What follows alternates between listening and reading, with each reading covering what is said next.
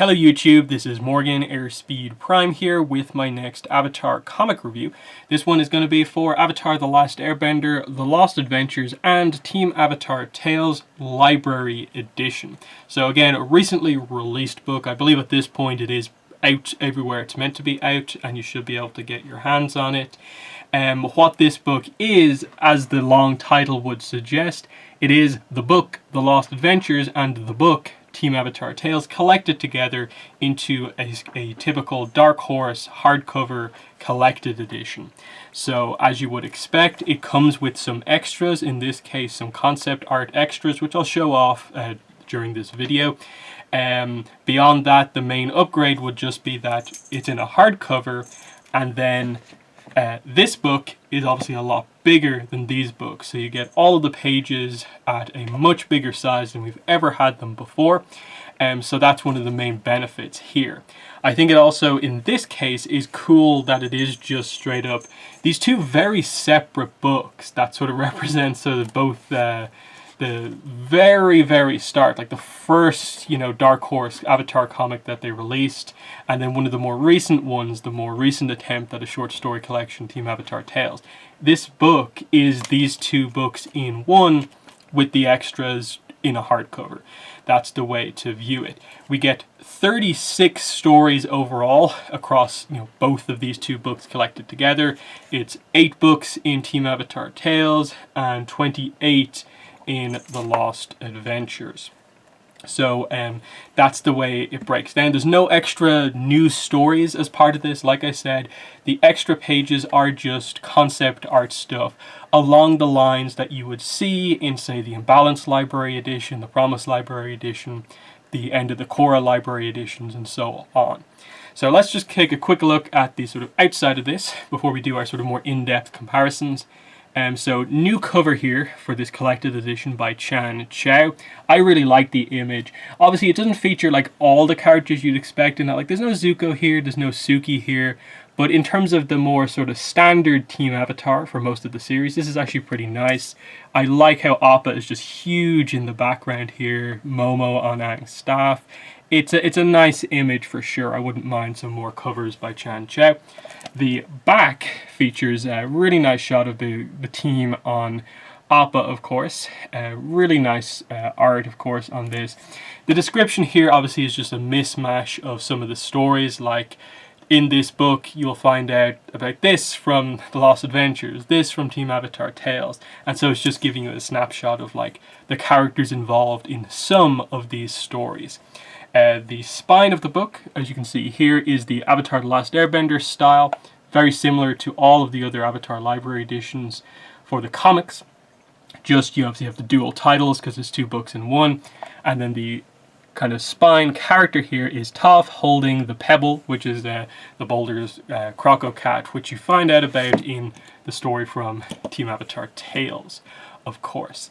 So yeah, for comparisons, like I said, and one of the main benefits is just that you get to see the art from these comics at a much bigger size. Just straight away, the cover comparison there, hugely bigger, much taller, much wider than before, and the same applies for the art on the inside.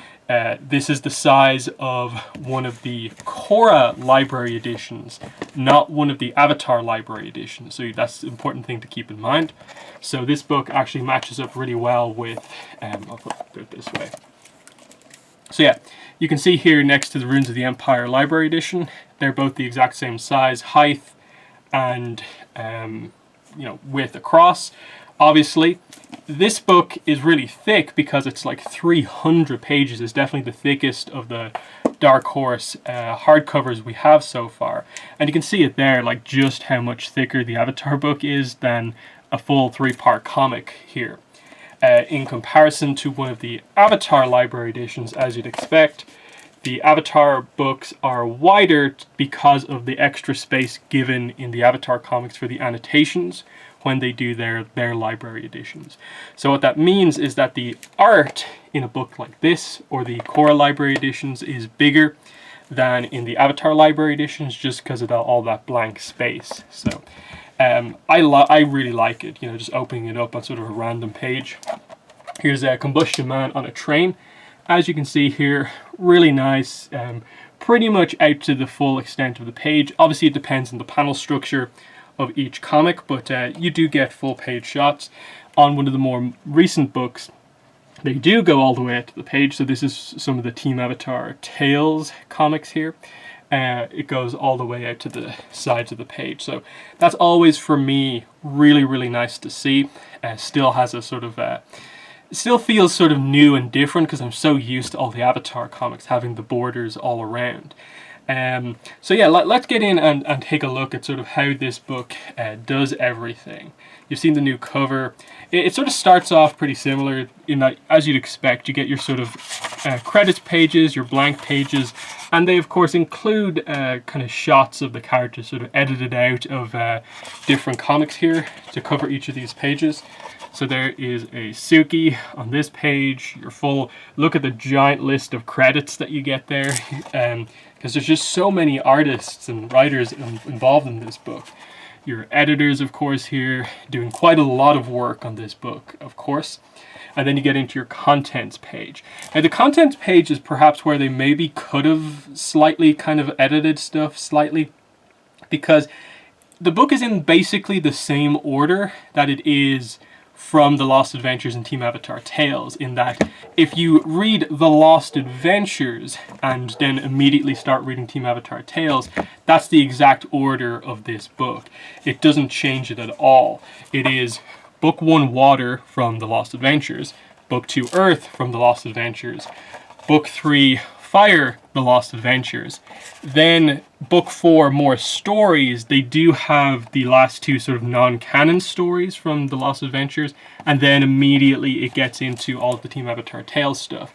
The only weird thing about that is just that some of the Team Avatar Tales stories are set during ATLA, and probably should be placed in line with like a Book 2 story. So like Origami, for instance, from Team Avatar Tales, probably should be in the Book 2 Earth section. And it's just kind of weird that, I get they wanted to roughly keep the books together, but when you're collecting them into a separate book like this, I don't really see the benefit of kind of keeping them tied together just by like which specific book they were in, when you do have the option to edit them together into like full chronological order if you so wished. And I think that's kind of the problem with that, is that one of the big things that was a bit of an issue when this book came out was that we expected all of the stories to be set after the end of ATLA, but they weren't. And so it's kind of weird to see some of the stories not placed where perhaps they should be.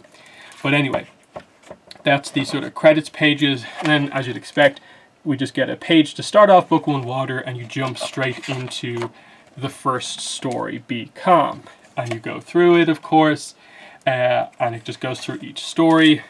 Sometimes they'll give you like a gap between the books and so on. This is the transition as you go into the Book 2 Earth stories, and the same applies to the other ones also. So let's get to the transition going into Book 3 Fire, as you can see there.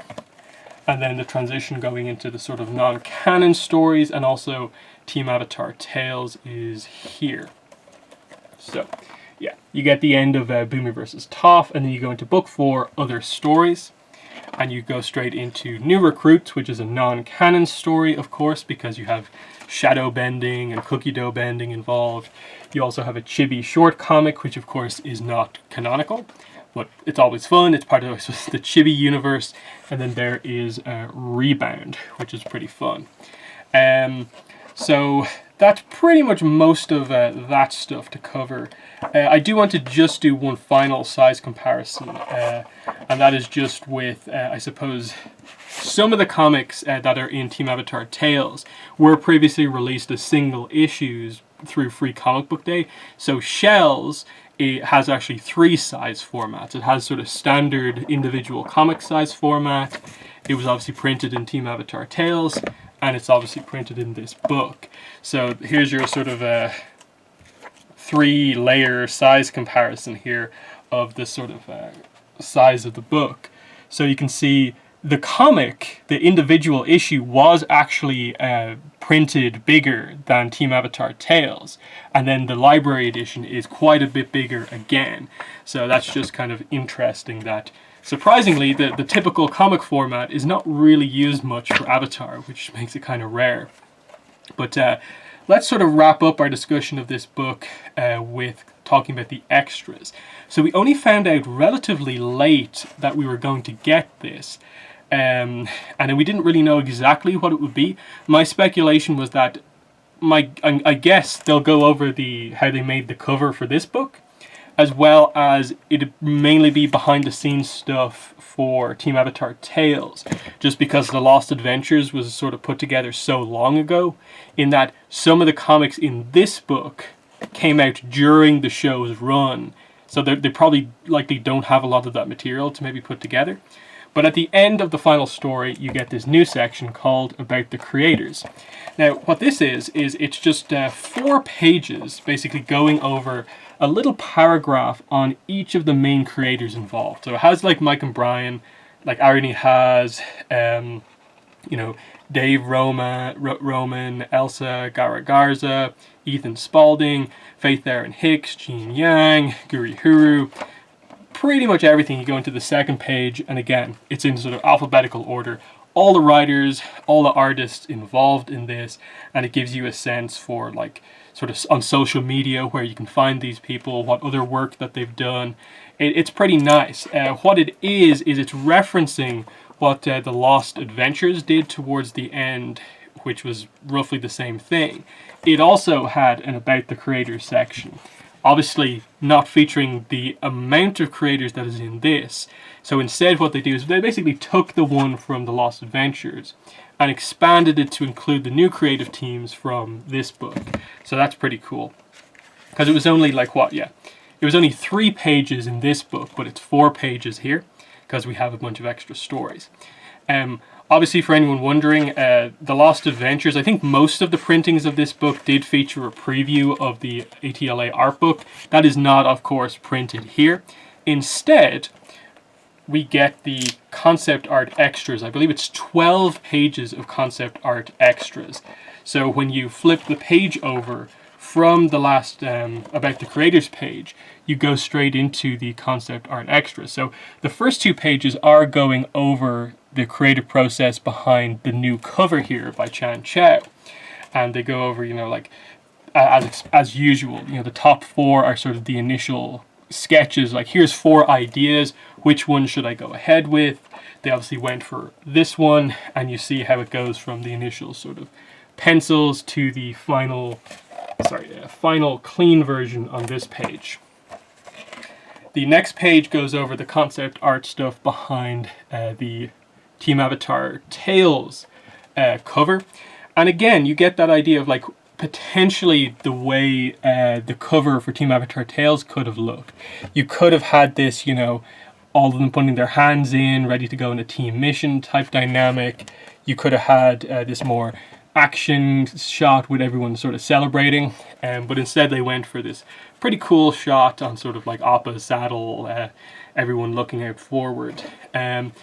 The next we go into some of the stuff from the Team Avatar Tales story with the boulder and the pebble, of course. So a bunch of concept art stuff that I believe we might have seen some of this before, because I remember seeing this by Sarah Goetter on Twitter, I think.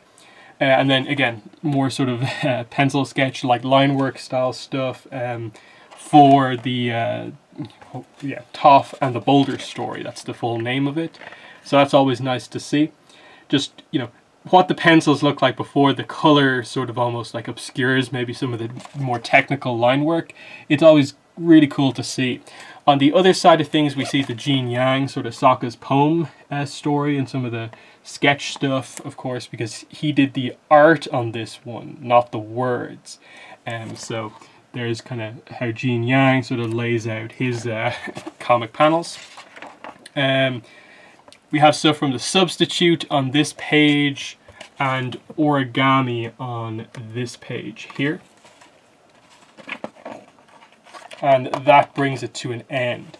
The last pages are just sort of advertising some of the other books that are coming out, Korra and Avatar, and that's how the book ends.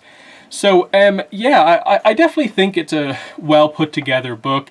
I'm glad that they're making the decision to actually release pretty much all of their material that they have in hardcover format when they're able to, so that it's not just a case where all of the trilogies, and I assume the one-shot trilogies, will also get collected into hardcovers like this. It means that you're not just going to have some books that are like forever just going to be, you know, tiny in your collection of hardcovers. Instead, they're actually committing to now, when they get enough content, they will collect even the short stories into a big hardcover book like this, which is always kind of nice to see. And like I said, it does match up very well with some of the other books, in that, like I said, the spines of the Avatar books all match.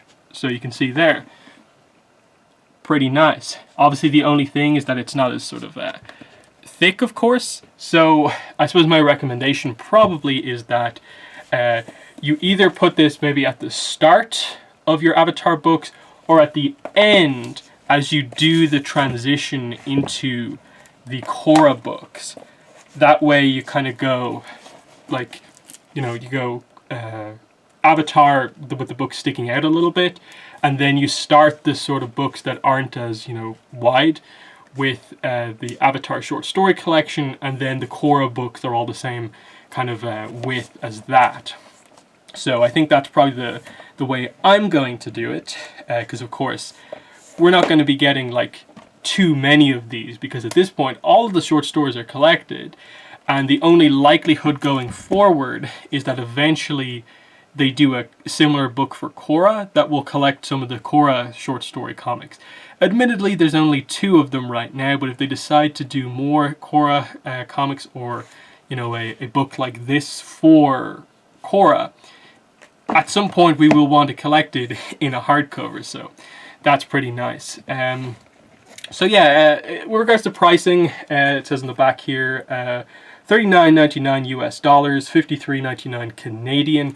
I paid, I think, 33 for this, 33 euro shipped for this, so even cheaper than the full retail price.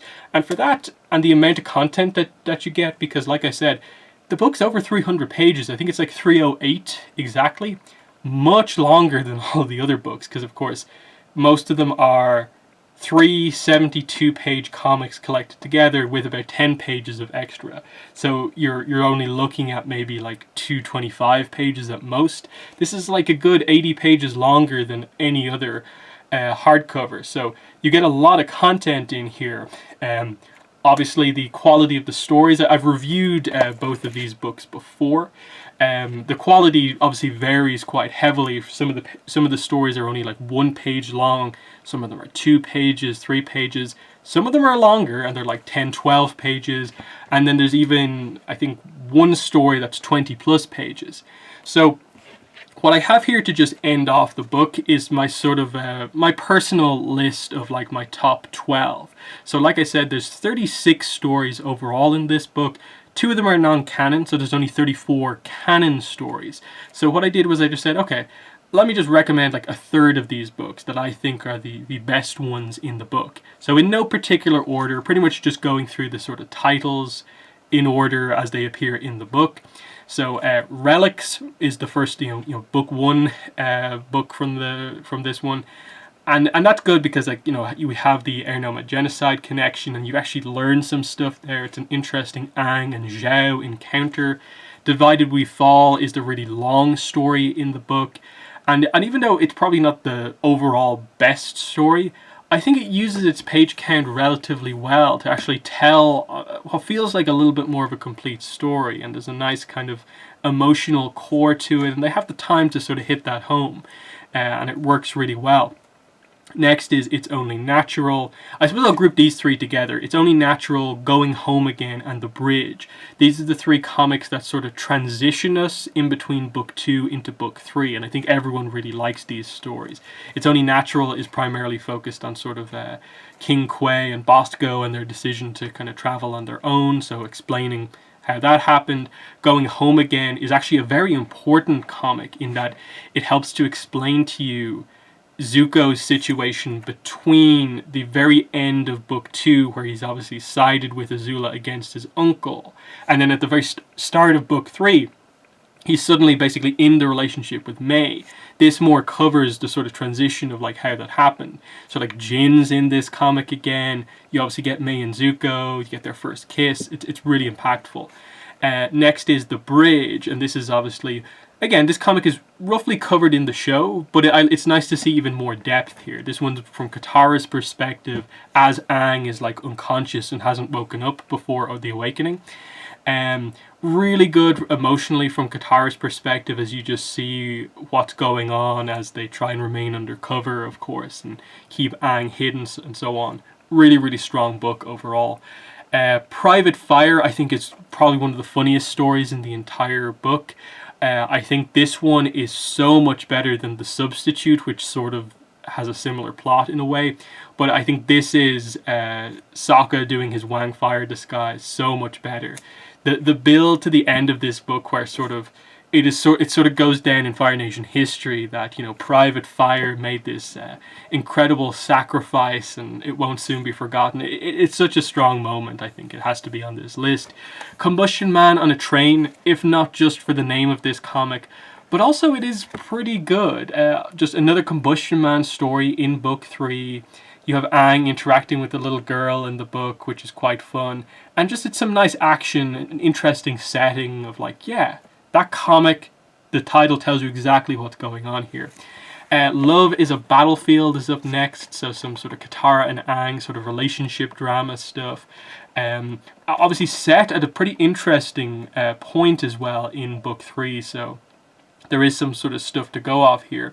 It's an early Team Guri-Huru book, so you get to see their style before they fully refined it, which is still fun to look at. It's obviously not quite where it got to towards the end of their run on the main comics, but it's still, you could see the potential in their art here from an early point, so I really like that. Next up is Dragon Days. This is the one with Aang and Kuzan, where you actually get to meet Kuzan and find out what he was like as a character. In addition to just the idea that like Aang encountered a dragon like in his life before the ice, highlighting that they were around in the world at that point, and you know, it's a different type of dragon than we've seen before. And it's just a fun little story. Again, there's nothing crazy about it, but it does something that a lot of the more recent short stories really haven't done. The next three are the 3 free Comic Book Day books. They are Rebound, Shells, and Sisters. Everyone pretty much knows quite heavily about these ones. Rebound is basically like a prequel to Smoke and Shadow as a comic. It's May focused. It introduces Kalo. It's actually really important to setting up that book and her kind of emotions going into it. Shells is a Sokka and Suki story, but it also gives you background on the Kyoshi Warriors. We get the origin of the Kyoshi Warriors here, so a little bit more Kyoshi information from this one. In addition to like the Sokka Suki stuff is great. Sisters is quite an interesting one because it's the unusual character combination of Toph and Ty Lee, but the main thing you learn in this book is you obviously get to meet Ty Lee's identical sisters, which we have known about for a while, but we never saw them in the show. Now we finally get to see them and what they're like, and it helps to sort of retroactively explain to us, like, oh, this is why there's the whole matched set comment and so on. And we get to see just how sort of different Ty Lee is now because we saw her develop and so on. So at the very least, in my opinion, like those 12 stories, like a third of the book, are really, really good. And even then, like, I'd still say there's probably about like maybe like 6 to 8 more stories that I still think are very, very solid. And so it only leaves maybe, you know, 10 to 12 ish stories, I'd say, that like are just either so short there's not a lot to say about them, or just aren't the most interesting ones. And surprisingly, a lot of the ones that I think are just very forgettable are kind of some of the newer ones from this book. Basically, kind of almost like everything that's not Rebound Shells and Sisters or Toph and the Boulder, basically from this book.